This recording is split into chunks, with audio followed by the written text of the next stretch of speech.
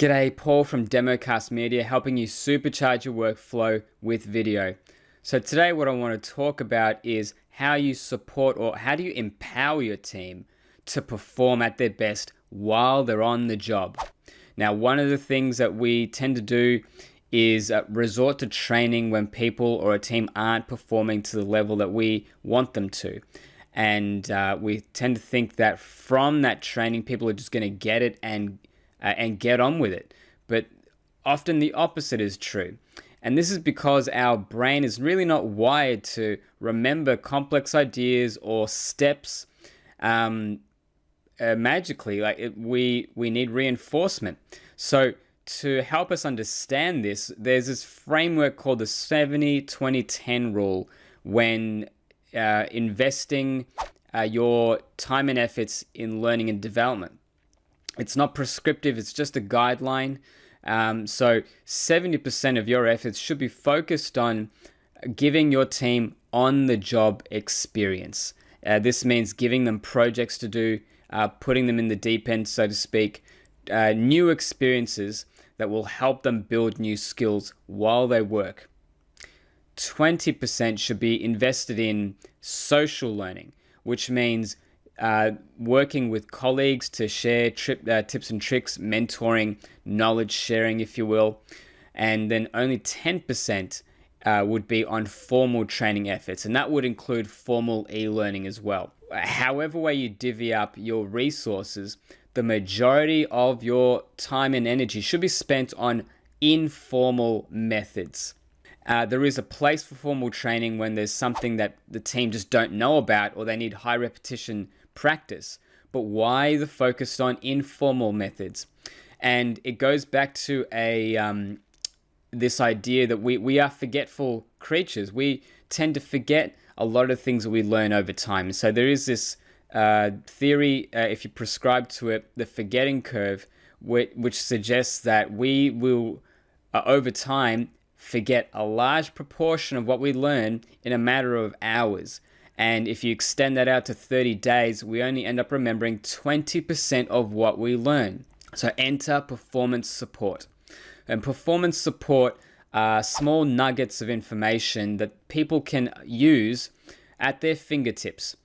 And performance support can include things like as basic as having a post-it note on their monitor or a checklist to remember steps.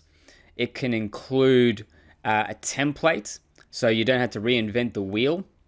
Those are basic and long-standing examples of performance support.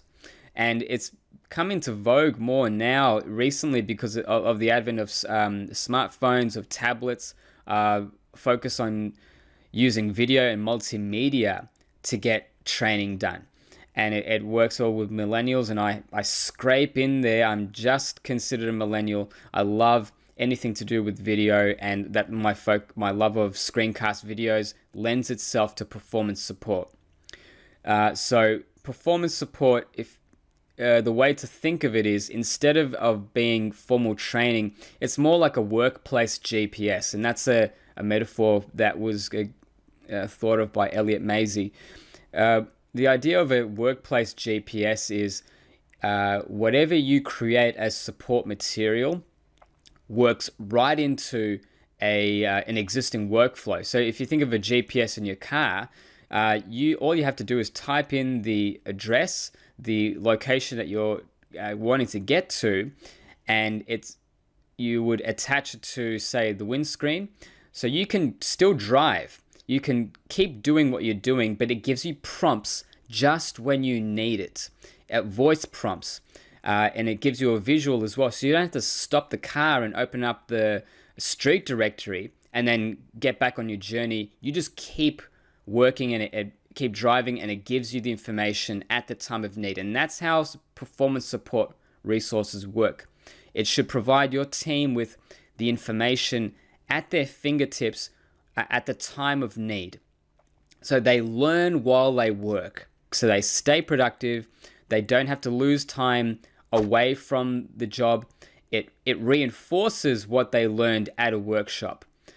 So if they need to reinforce key skills in answering the phone, if they have a resource at their desk that reminds them, they are more likely to turn those ideas into habits. And you'll see that through better productivity, better bottom line, and better return on investment if you spend more time and efforts supporting your team back on the job. And that's why I love screencast videos so much. So my challenge to you is think about some of the key behaviors that you want your team to employ on the job, and key things you want them to remember after a workshop, and just create a set of short 2 to 3 minutes videos, screencast videos that demonstrate that process or demonstrate those ideas. If you've already used performance support, tell me how you've seen that work for you. How does performance support work for your team?